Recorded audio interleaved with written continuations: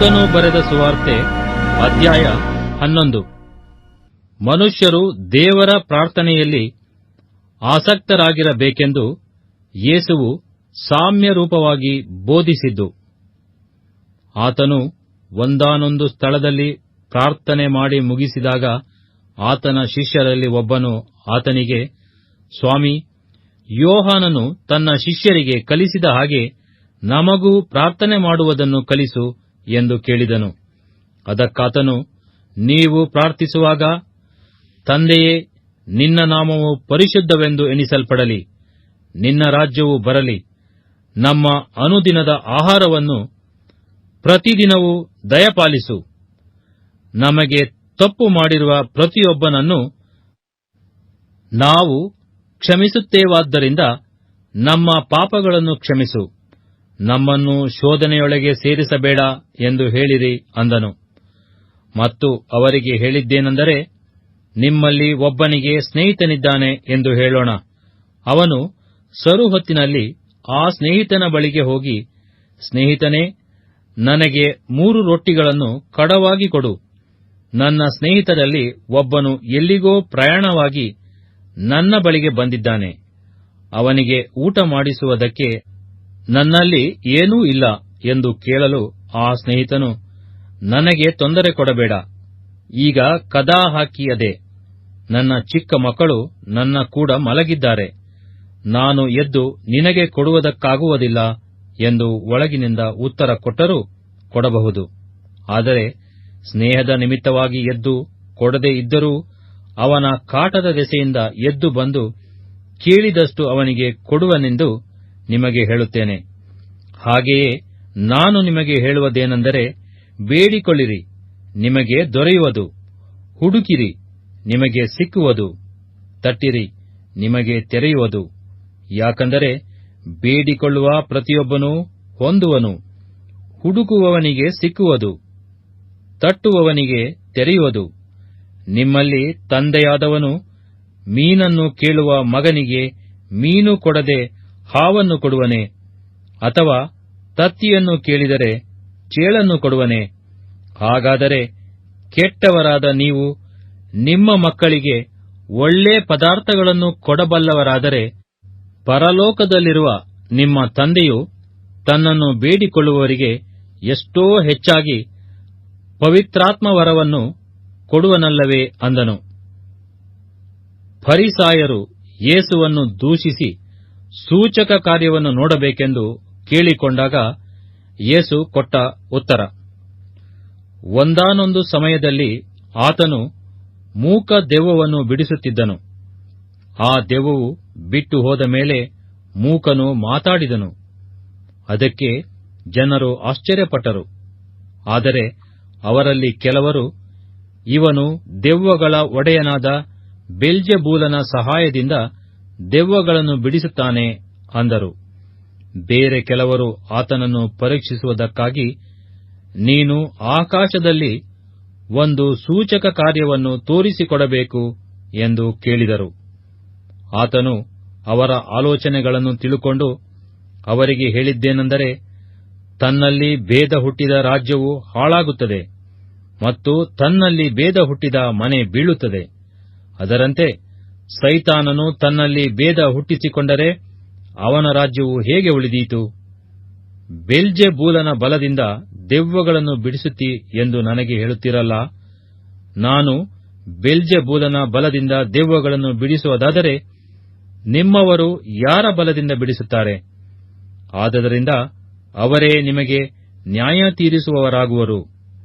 ನಾನು ದೇವರ ಬಲದಿಂದಲೇ ದೆವ್ವಗಳನ್ನು ಬಿಡಿಸುವುದಾದರೆ ದೇವರ ರಾಜ್ಯವು ನಿಮ್ಮ ಹತ್ತಿರಕ್ಕೆ ಬಂತಲ್ಲ. ಒಬ್ಬ ಬಲಿಷ್ಠನು ಸರ್ವಾಯುಧಗಳನ್ನು ಧರಿಸಿಕೊಂಡು ತನ್ನ ಮನೆಯನ್ನು ಕಾಪಾಡಿಕೊಂಡಿರುವಾಗ ಅವನ ವಸ್ತುಗಳು ಭದ್ರವಾಗಿಯೇ ಇರುವವು. ಆದರೆ ಅವನಿಗಿಂತ ಬಲಿಷ್ಠನು ಬಂದು ಅವನನ್ನು ಸೋಲಿಸಿದ ಮೇಲೆ ಆ ಮೊದಲಿನವನು ನೆಚ್ಚಿಕೊಂಡಿದ್ದ ಆಯುಧಗಳನ್ನೆಲ್ಲ ತೆಗೆದುಕೊಂಡು ತಾನು ಸುಲಿಗೆ ಮಾಡಿದ್ದನ್ನು ಹಂಚಿಕೊಡುವನು. ನನ್ನ ಪಕ್ಷ ಹಿಡಿಯದವನು ನನಗೆ ವಿರೋಧಿ, ನನ್ನ ಜೊತೆಯಲ್ಲಿ ಒಟ್ಟುಗೂಡಿಸದವನು ಚದರಿಸುವವನಾಗುತ್ತಾನೆ. ದೆವ್ವವು ಮನುಷ್ಯನನ್ನು ಬಿಟ್ಟು ಹೋದ ಮೇಲೆ ವಿಶ್ರಾಂತಿಯನ್ನು ಹುಡುಕುತ್ತಾ ನೀರಿಲ್ಲದ ಸ್ಥಳಗಳಲ್ಲಿ ತಿರುಗಾಡುತ್ತದೆ. ವಿಶ್ರಾಂತಿ ಸಿಕ್ಕದ ಕಾರಣ ಅದು ನಾನು ಬಿಟ್ಟು ಬಂದ ನನ್ನ ಮನೆಗೆ ಹಿಂತಿರುಗಿ ಹೋಗುತ್ತೇನೆ ಅಂದುಕೊಂಡು ಬಂದು ಆ ಮನೆ ಗುಡಿಸಿ ಅಲಂಕರಿಸಿದ್ದಾಗಿರುವುದನ್ನು ಕಂಡು ಹೊರಟು ಹೋಗಿ ತನಗಿಂತ ಕೆಟ್ಟವುಗಳಾದ ಬೇರೆ 7 ದೆವ್ವಗಳನ್ನು ಕರಕೊಂಡು ಬರುವುದು. ಅವು ಒಳಹೊಕ್ಕು ಅಲ್ಲಿ ವಾಸ ಮಾಡುವವು. ಆಗ ಆ ಮನುಷ್ಯನ ಅಂತ್ಯಸ್ಥಿತಿಯು ಮೊದಲಿಗಿಂತ ಕೆಟ್ಟದಾಗುವುದು ಅಂದನು. ಆತನು ಈ ಮಾತುಗಳನ್ನು ಹೇಳುತ್ತಿರುವಾಗ ಜನರಲ್ಲಿ ಒಬ್ಬ ಸ್ತ್ರೀಯು, ನಿನ್ನನ್ನು ಹೊತ್ತ ಗರ್ಭವು ನೀನು ಕುಡಿದ ಮೊಲೆಗಳು ಧನ್ಯವಾದವುಗಳು ಎಂದು ಕೂಗಿದಳು. ಆತನು, ಹಾಗನ್ನಬೇಡ, ದೇವರ ವಾಕ್ಯವನ್ನು ಕೇಳಿ ಅದಕ್ಕೆ ಸರಿಯಾಗಿ ನಡಕೊಳ್ಳುವವರೇ ಧನ್ಯರು ಅಂದನು. ಜನರು ಗುಂಪು ಗುಂಪಾಗಿ ಕೂಡಿ ಬರುತ್ತಿರುವಾಗ ಆತನು ಹೇಳುವುದಕ್ಕೆ ತೊಡಗಿದ್ದೇನೆಂದರೆ, ಈ ಸಂತತಿ ಕೆಟ್ಟ ಸಂತತಿಯೇ, ಇದು ಸೂಚಕ ಕಾರ್ಯವನ್ನು ನೋಡಬೇಕೆಂದು ಅಪೇಕ್ಷಿಸುತ್ತದೆ. ಆದರೆ ಯೋನನಲ್ಲಿ ಆದ ಸೂಚಕ ಕಾರ್ಯವೇ ಹೊರತು ಬೇರೆ ಯಾವುದೂ ಇದಕ್ಕೆ ಸಿಕ್ಕುವುದಿಲ್ಲ. ಹೇಗೆಂದರೆ, ಯೋನನು ನಿನೆವೆ ಪಟ್ಟಣದವರಿಗೆ ಗುರುತಾದ ಹಾಗೆಯೇ ಮನುಷ್ಯಕುಮಾರನು ಈ ಸಂತತಿಗೆ ಗುರುತಾಗಿರುವನು. ದಕ್ಷಿಣ ದೇಶದ ರಾಣಿಯು ನ್ಯಾಯ ವಿಚಾರಣೆಯಲ್ಲಿ ಈ ಸಂತತಿಯವರೊಂದಿಗೆ ಎದ್ದು ನಿಂತು ಇವರನ್ನು ಅಪರಾಧಿಗಳೆಂದು ಹೇಳುವಳು. ಆಕೆಯು ಸೊಲೊಮೋನನ ಜ್ಞಾನವನ್ನು ತಿಳುಕೊಳ್ಳುವುದಕ್ಕೆ ಭೂಮಿಯ ಕಟ್ಟ ಕಡೆಯಿಂದ ಬಂದಳು. ಆದರೆ ಇಲ್ಲಿ ಸೊಲೊಮೋನನಿಗಿಂತಲೂ ಹೆಚ್ಚಿನವನಿದ್ದಾನೆ. ನ್ಯಾಯ ವಿಚಾರಣೆಯಲ್ಲಿ ನಿನೆವೆ ಪಟ್ಟಣದವರು ಈ ಸಂತತಿಯವರೊಂದಿಗೆ ನಿಂತು ಇವರನ್ನು ಅಪರಾಧಿಗಳೆಂದು ಹೇಳುವರು. ಅವರು ಯೋನನು ಸಾರಿದ ವಾಕ್ಯವನ್ನು ಕೇಳಿ ದೇವರ ಕಡೆಗೆ ತಿರುಗಿಕೊಂಡರು. ಆದರೆ ಇಲ್ಲಿ ಯೋನನಿಗಿಂತಲೂ ಹೆಚ್ಚಿನವನಿದ್ದಾನೆ. ಯಾರೂ ದೀಪವನ್ನು ಹಚ್ಚಿ ಮರೆಯಲ್ಲಾಗಲಿ ಕೊಳಗದೊಳಗಾಗಲಿ ಇಡುವುದಿಲ್ಲ. ಮನೆಯೊಳಕ್ಕೆ ಬರುವವರಿಗೆ ಬೆಳಕು ಕಾಣಿಸುವಂತೆ ಆ ದೀಪವನ್ನು ದೀಪಸ್ತಂಭದ ಮೇಲೆ ಇಡುತ್ತಾರಷ್ಟೇ. ನಿನ್ನ ಕಣ್ಣು ದೇಹಕ್ಕೆ ದೀಪವಾಗಿದೆ. ನಿನ್ನ ಕಣ್ಣು ನೆಟ್ಟಗಿರುವಾಗ ಅದರಂತೆ ನಿನ್ನ ದೇಹವೆಲ್ಲ ಬೆಳಕಾಗಿರುವುದು. ಅದು ಕೆಟ್ಟದ್ದಾಗಿರುವಾಗ ಅದರಂತೆ ನಿನ್ನ ದೇಹವು ಕತ್ತಲಾಗುವುದು. ಆದದರಿಂದ ನಿನ್ನೊಳಗಿರುವ ಬೆಳಕೆ ಕತ್ತಲಾಗಿದೆಯೋ ಏನೋ ನೋಡು. ನಿನ್ನ ದೇಹವೆಲ್ಲ ಬೆಳಕಾಗಿದ್ದು ಒಂದು ಭಾಗದಲ್ಲಿಯೂ ಕತ್ತಲಿಲ್ಲದಾಗಿದ್ದರೆ ದೀಪವು ಹೊಳೆದು ನಿನಗೆ ಬೆಳಕನ್ನು ಕೊಡುವ ಕಾಲದಲ್ಲಿ ಹೇಗೋ ಹಾಗೆಯೇ ಅದು ಪೂರ್ಣವಾಗಿ ಬೆಳಕಾಗಿರುವುದು ಅಂದನು. ಯೇಸು ಫರಿಸಾಯರ ದುರ್ಗುಣಗಳನ್ನು ಖಂಡಿಸಿದ್ದು. ಆತನು ಮಾತಾಡುತ್ತಿರುವಾಗ ಒಬ್ಬ ಫರಿಸಾಯನು ಆತನನ್ನು ಊಟಕ್ಕೆ ಬರಬೇಕೆಂದು ಕೇಳಿಕೊಳ್ಳಲು ಆತನು ಒಳಕ್ಕೆ ಹೋಗಿ ಊಟಕ್ಕೆ ಕೂತುಕೊಂಡನು. ಆತನು ತೊಳಕೊಳ್ಳದೆ ಊಟಕ್ಕೆ ಕೂತದ್ದನ್ನು ಆ ಫರಿಸಾಯನು ಕಂಡು ಆಶ್ಚರ್ಯಪಟ್ಟನು. ಸ್ವಾಮಿಯು ಅವನಿಗೆ, ಫರಿಸಾಯರಾದ ನೀವು ಪಂಚಪಾತ್ರೆ, ಬಟ್ಟಲು ಇವುಗಳ ಹೊರಭಾಗವನ್ನು ಶುಚಿಮಾಡುತ್ತೀರಿ ಸರಿ, ಆದರೆ ನಿಮ್ಮ ಒಳಭಾಗವು ಸುಲಿಗೆಯಿಂದಲೂ ಕೆಟ್ಟತನದಿಂದಲೂ ತುಂಬಿರುತ್ತದೆ. ಬುದ್ಧಿಯಿಲ್ಲದವರೇ, ಹೊರಭಾಗವನ್ನು ಮಾಡಿದಾತನು ಒಳಭಾಗವನ್ನು ಮಾಡಿದನಲ್ಲವೇ? ಹೇಗೂ ಒಳಗಿರುವಂಥದನ್ನು ದಾನ ಕೊಡಿರಿ, ಆಗ ಸಕಲವೂ ನಿಮಗೆ ಶುದ್ಧವಾಗಿರುವುದು. ಅಯ್ಯೋ ಫರಿಸಾಯರೇ, ನೀವು ಮರುಗ, ಸದಾಪು ಮುಂತಾದ ಸಕಲ ಪಲ್ಯಗಳಲ್ಲಿ 10 ಪಾಲು ಕೊಡುತ್ತೀರಿ ಸರಿ, ಆದರೆ ನ್ಯಾಯವನ್ನು, ದೇವರ ಪ್ರೀತಿಯನ್ನು ಒತ್ತಟ್ಟಿಗೆ ಬಿಟ್ಟಿದ್ದೀರಿ. ಇವುಗಳನ್ನು ಮಾಡಬೇಕಾಗಿತ್ತು, ಅವುಗಳನ್ನು ಬಿಡಬಾರದು. ಅಯ್ಯೋ ಫರಿಸಾಯರೇ, ಸಭಾಮಂದಿರಗಳಲ್ಲಿ ಮುಖ್ಯ ಪೀಠಗಳು, ಅಂಗಡಿ ಬೀದಿಗಳಲ್ಲಿ ನಮಸ್ಕಾರಗಳು ನಿಮಗೆ ಇಷ್ಟ. ನಿಮ್ಮ ಗತಿಯನ್ನು ಏನು ಹೇಳಲಿ? ನೆಲಸಮವಾದ ಸಮಾಧಿಗಳ ಹಾಗಿದ್ದೀರಿ. ಅವುಗಳ ಮೇಲೆ ತಿರುಗಾಡುವ ಜನರಿಗೆ ಇವು ಸಮಾಧಿಗಳೆಂದು ತಿಳಿಯದು ಎಂದು ಹೇಳಿದನು.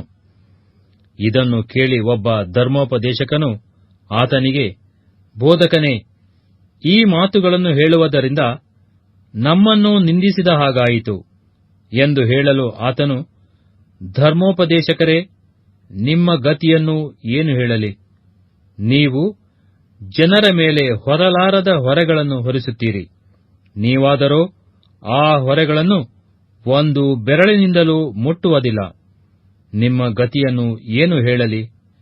ನೀವು ಪ್ರವಾದಿಗಳ ಗೋರಿಗಳನ್ನು ಕಟ್ಟುತ್ತೀರಿ. ಅವರನ್ನು ಕೊಂದವರು ನಿಮ್ಮ ಪಿತೃಗಳೇ. ಹೀಗಿರುವುದರಿಂದ ನಿಮ್ಮ ಪಿತೃಗಳು ಮಾಡಿದ್ದಕ್ಕೆ ನೀವೇ ಸಾಕ್ಷಿಗಳಾಗಿರುವುದಲ್ಲದೆ ಅವರ ಕೃತ್ಯಗಳಿಗೆ ಒಪ್ಪಿಕೊಂಡ ಹಾಗಾಯಿತು. ಹೇಗೆಂದರೆ, ಅವರು ಪ್ರವಾದಿಗಳನ್ನು ಕೊಂದರು, ನೀವು ಗೋರಿಗಳನ್ನೇ ಕಟ್ಟುತ್ತೀರಿ. ಆದದರಿಂದ ದೇವರ ಜ್ಞಾನವು ಹೇಳಿದ್ದೇನೆಂದರೆ, ನಾನು ಅವರ ಬಳಿಗೆ ಪ್ರವಾದಿಗಳನ್ನು ಅಪೊಸ್ತಲರನ್ನು ಕಳುಹಿಸುವೆನು. ಅವರಲ್ಲಿ ಕೆಲವರನ್ನು ಕೊಲ್ಲುವರು, ಕೆಲವರನ್ನು ಹಿಂಸೆಪಡಿಸುವರು. ಹೀಗೆ ಲೋಕಾದಿಯಿಂದ ಹೇಬೆಲನ ರಕ್ತವು ಮೊದಲುಗೊಂಡು ಯಜ್ಞವೇದಿಗೂ ದೇವಾಲಯಕ್ಕೂ ನಡುವೆ ಹತವಾದ ಜಕರೀಯನ ರಕ್ತದವರೆಗೂ ಸುರಿಸಲ್ಪಟ್ಟ ಎಲ್ಲಾ ಪ್ರವಾದಿಗಳ ರಕ್ತಕ್ಕೂ ಈ ಸಂತತಿಯವರು ಉತ್ತರ ಕೊಡಬೇಕು ಎಂಬುದೇ. ಹೌದು, ಈ ಸಂತತಿಯವರೇ ಉತ್ತರ ಕೊಡಬೇಕೆಂದು ನಿಮಗೆ ಹೇಳುತ್ತೇನೆ. ಅಯ್ಯೋ ಧರ್ಮೋಪದೇಶಕರೇ, ಜ್ಞಾನಕ್ಕೆ ಸಾಧನವಾದ ಬೀಗದ ಕೈಯನ್ನು ತೆಗೆದುಬಿಟ್ಟಿರಿ. ನೀವು ಒಳಕ್ಕೆ ಹೋಗಲಿಲ್ಲ, ಒಳಕ್ಕೆ ಹೋಗುತ್ತಿರುವವರಿಗೂ ಅಡ್ಡಿ ಮಾಡಿದಿರಿ ಅಂದನು. ಬಳಿಕ ಆತನು ಅಲ್ಲಿಂದ ಹೊರಗೆ ಬಂದಾಗ ಶಾಸ್ತ್ರಿಗಳು ಫರಿಸಾಯರು ಆತನನ್ನು ಕಠಿಣವಾಗಿ ವಿರೋಧಿಸಿ ಅನೇಕ ವಿಷಯಗಳನ್ನು ಕುರಿತು ಆತನನ್ನು ಅಡ್ಡಾದಿಡ್ಡಿ ಪ್ರಶ್ನೆ ಮಾಡುತ್ತಾ ಆತನ ಬಾಯಿ ಮಾತಿನಲ್ಲಿ ಏನಾದರೂ ಹಿಡಿಯಬೇಕೆಂದು ಆತನನ್ನು ಹೊಂಚಿ ನೋಡುತ್ತಿದ್ದರು.